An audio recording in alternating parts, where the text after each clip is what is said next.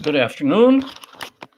We're going into the Sabbath, the Shabbat. So, those of us, or those of you that are Shabbat observant, Shabbat Shalom. For those of you who are not, Sof Shavuot Tov, as we always say. Have a good weekend. I'd like to say a word or two about the tail that wagged the dog. Now, this is happening both in America and Israel. Now, let's take Israel as an example. You have a guy by the name of Bennett. Most of you don't know him, and maybe you just don't even want to know him. But Bennett is the head of a very small party. That small party was needed in order to put together a coalition that would throw out the former Prime Minister, Bibi. I think he has something like six members, I don't know, out of, a huge, a huge array of parties that are represented by the Israeli parliament.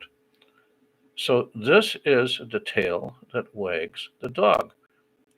Because without Bennett's party, Bibi comes back in. And since the entire coalition has got one thing in common with what happened to President Trump, is they are a coalition of people that hate Bibi, just as we have seen that in the Democratic Party and Democrat Party and others, the only unifying factor they had in the last election was a hate of Trump, which in and of itself is a stupid reason to vote because you hate somebody who's done good for your country.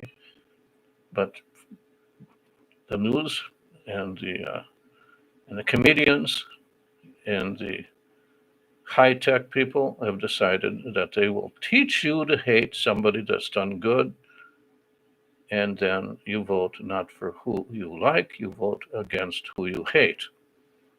And you've been conditioned to hate. So, well. So now in America, we have a senile fool who's a tail that's wagging the dog of the world. At least he's trying to. This man, and I use the term reservedly, has placed people in power as his staff who he feels are even stupider and more incompetent than he is. And you know something? He's right. All of the people that are in his administration are even more incompetent than a senile bungling person that spent every year in Congress saying yes, yes, yes, yes, oh, yes, yes, and as vice president, oh, yes, yes, yes, yes, yes. And now he doesn't even remember that he was even a member of Congress, senator, or a vice president. They have to remind him continually. Well, at least in Israel, we have Bennett, who doesn't need to be reminded that he's an asshole. He probably knows it. He's inexperienced. The many things that he's done in his life have been basically for self-aggrandizement, for making money. His party was very, very small, and he latched onto this so that for 2 years he can be called the Prime Minister of Israel. Well, tail wags the dog. So basically, the only thing you can do when there's a tail wagging the dog is you just have to cut the tail off. When the tail is no longer more than a little stubby thing, it's not going to be able to wag the dog. And maybe that's what's going to happen with the big red wave that's coming. Finally, with the red wave that's coming, the dog's tail will be snipped.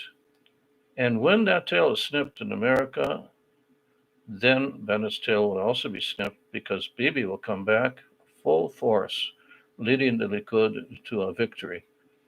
And sanity may return to the two countries that have done the most to protect the world against radical Islam. So the good part of the speech is we're going to cut the tail off the dog. The bad part of the speech is why should we have to do it in the first place? Come on, wake up, people. You have the right to vote. Go out and do it. Shabbat Shalom from Israel. It's been nice talking to you again.